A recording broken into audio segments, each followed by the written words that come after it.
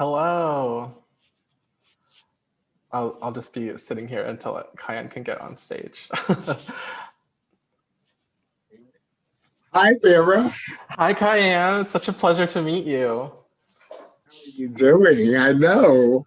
I'm doing great. The Mercury is. glasses are Oh, everything. thank you so much. Your glasses are iconic as well. Thank you, Gucci. I'm so happy that we could be here together and be in conversation, even while Mercury is in retrograde and the world's spinning apart. I love connecting with, other trans women and just getting to do stuff like this.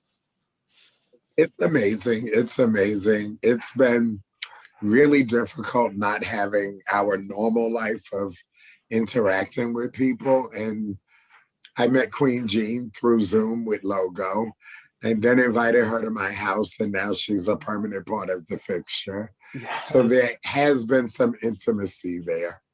That's great. I know I really just miss being around people. I feel like, that's a big part of my trans experience is just like making everyone come over to my house and hanging out and feeding them and kikiing and all of that sort of stuff. So, okay, Cayenne, we heard your introduction. You're a performer, activist, organizer, a cookbook author. GQ called you the godmother of the Black Trans Lives Matter movement. I really believe in that. Can you tell us more about your personal journey? Oh, my personal journey. I was a hot mess as a child, like most of us. I was trapped in between the world of not wanting to play football and cutting up my mom's curtains to make the most dramatic outfit and getting caught, by the way. And, then going through the Board of Education and identifying other than gay or lesbian. And at a time where literally I can't tell you the number of psychologists and therapists and preachers that my parents thought needed to be dropped into my lap because I was not the norm. And if you have that stigma against you as a child, imagine what adulthood could look like.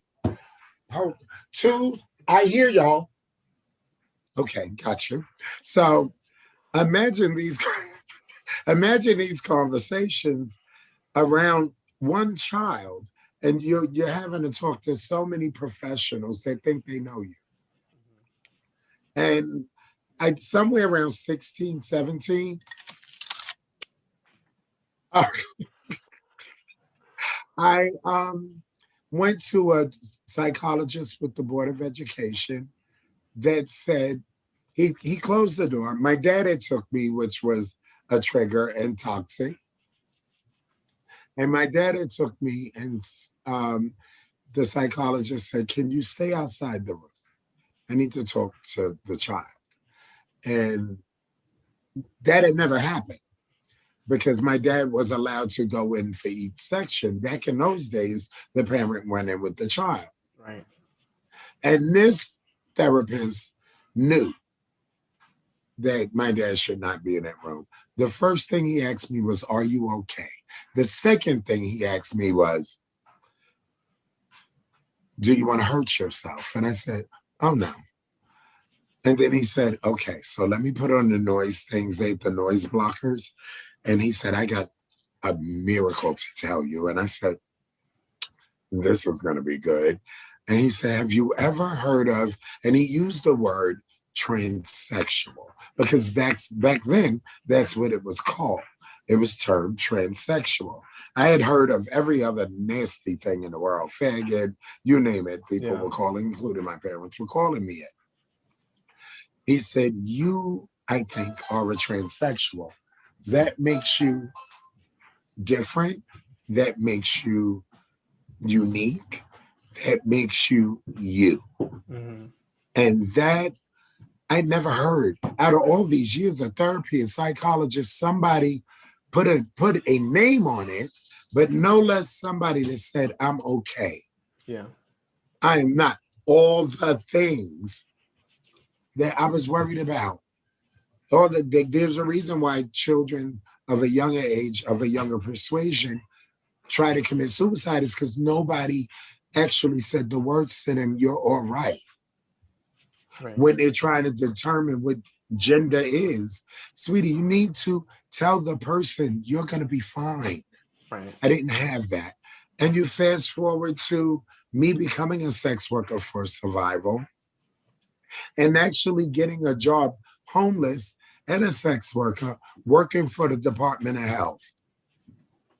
That's iconic. That is iconic. I went from homeless to working in a homeless shelter, able to pay for a room, and I was still a hoe. But it led to survival. Yeah. I ran away because I needed to survive. Yeah. I ran away from home because I made the choice, either I run or they kill me.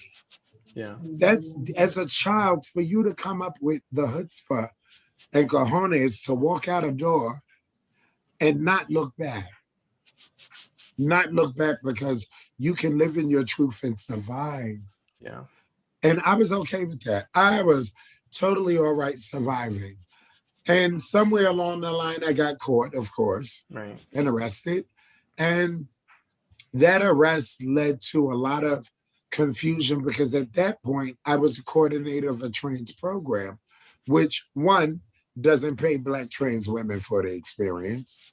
Two, doesn't give you enough time or equity to do the job or the supervision you need to handle our lives. Yeah. I needed supervision around that work, and I didn't have it. And that was hard and screwed up. And then, of course, you know, once you get arrested, everybody goes, "Oh my God, girl, are you ashamed?" No, bitch, no, I'm not ashamed. It happened, yeah. But I learned something.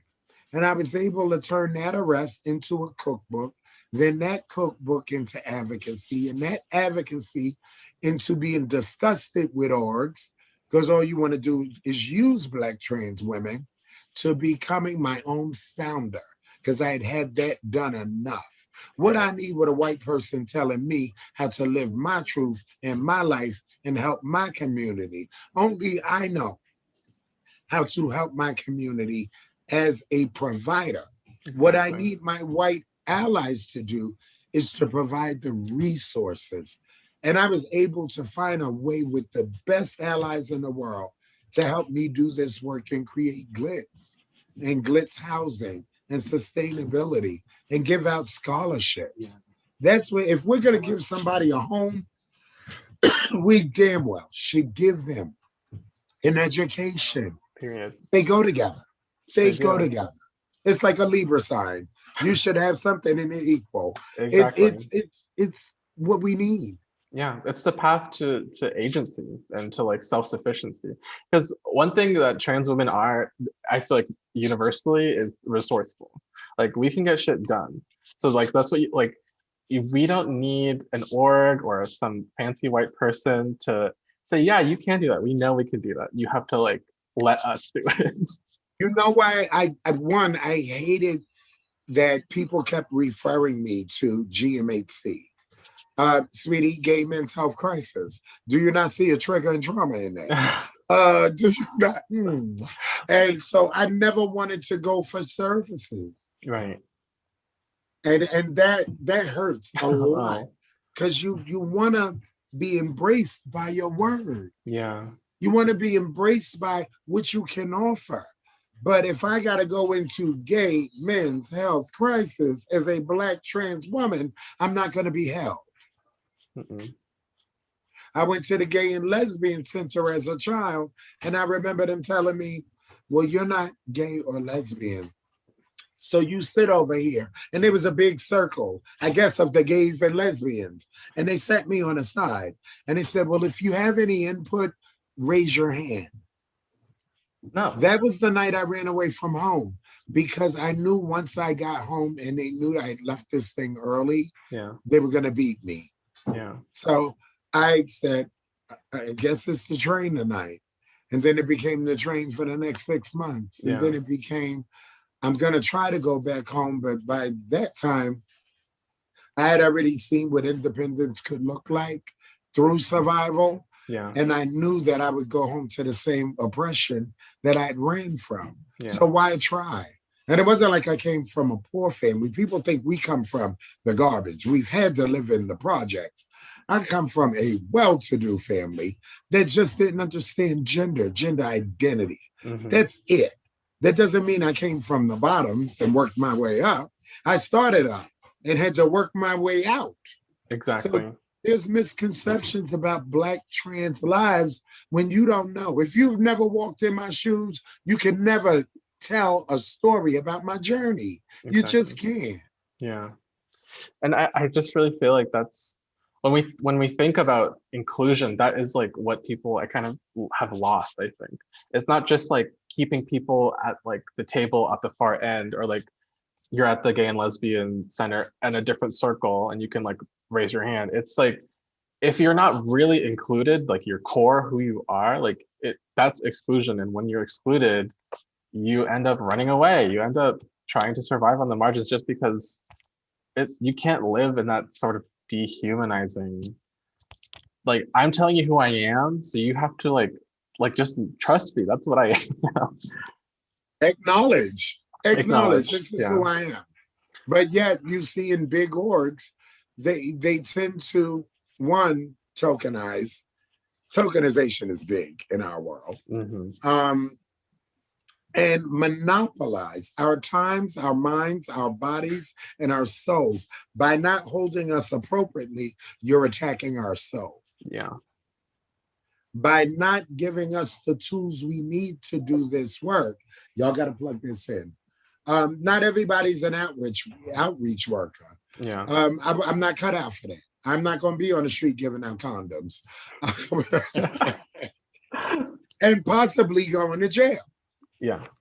So they didn't even have support for that. They give the girls the condoms to go out in the street, and then they get busted in a sting because they got condoms and over a certain amount. But she was the outreach worker. This is how the system is designed, and the orgs are designed, or they want you to be a low rate worker. Yeah. You have all the knowledge, all the experience. Becky has the $70,000, and you got the below minimum wage income for a lifetime because you're not going to be held. You're not going to have the equity to do Becky's job because basically that's what you're doing. Yeah. You're doing Becky's job as she sits back in tights and makes decisions about our lives based on what she thinks academia has taught her about Black trans women and men. Yeah. No, sugar. Schools don't teach this kind of softness. Period. They can't contain the breadth of life. No. So like, how have you seen trans rights grow and evolve? And where do you hope that we go from here? I hope they go to literally. There's so many ways that we need to be held, and we're still not held. Yeah. In all this world of privilege, we're still not privileged. We're like the last. We're like the last on the totem pole. There was slavery. There was all this stuff, and now we're the next generation of slaves. They have decided to keep Black trans women down, Black trans men down. It looks different from the umbrella of LGBTQIA because now the Q and the I and the A, they can live comfortably in their zones. But a Black trans woman is still being stomped out and murdered and homeless, has no equity, has no job. Yeah. So how does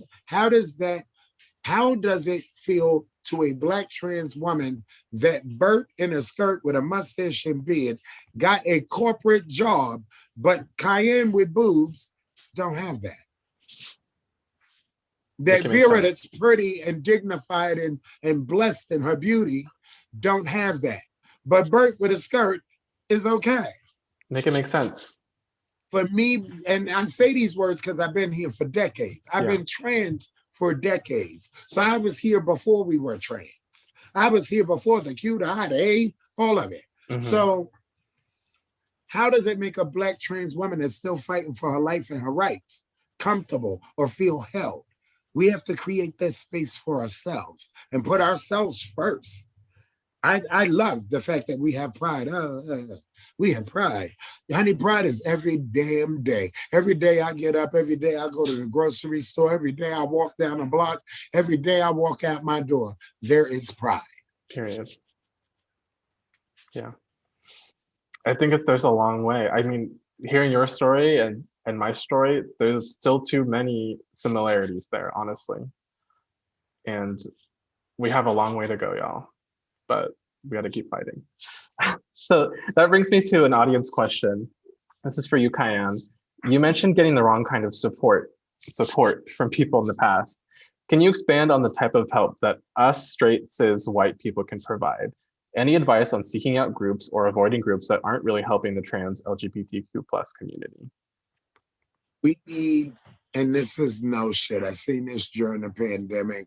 I have watched so many babies fail in school because of it's a different thing when you're in school and you are interacting, but our community has had to shelter in place with their transphobic and homophobic families, and it's too much going on. And to have babies literally last week, two brothers broke down in tears because they were ashamed to tell me that they failed. And that broke my heart. Like I love y'all regardless of whether you fail. And maybe they needed to hear that first. Yeah. But we need our allies to be tutors, to be mentors, to teach with intent, to do your homework before you say the dumb thing. And damn sure sponsor us. Sponsor young boys and girls, trans young boys and girls, and adults to get them into college, to get them the food that they need to be eating, which is an education, and then get them the equity they need, which is an apartment in a safe place. Don't put people in tenements where they're gonna die. Don't put us in places where we're gonna have to run for our lives. I'm gonna kill them. None of it's working. I think it's like, how can you help? You have to be involved. You have to try. Involvement, when I say I love volunteers, because there's so many ways volunteers can help. Mm-hmm. Volunteers are the pathway to changing this work. That's how we raised all this money. People lent their money, their bodies, and their souls to create GLITS. Volunteers literally took care of people that got out of jail. And in the winter, during the pandemic, went and dropped off support bags with everything in it, and safety kits, and even cookies and CBD oil to calm you down. This is how you support. Yeah. But how you really support is by asking us, what do we need? Exactly. That is a valid question. That's exactly what I was going to say. Ask.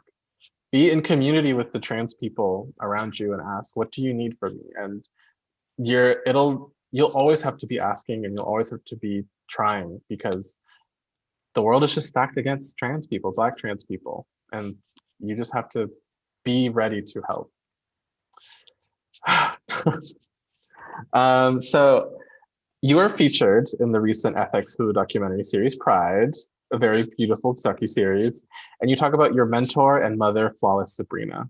Can you tell us a bit more about who Flawless Sabrina was and what she meant to you and the LGBTQIA community?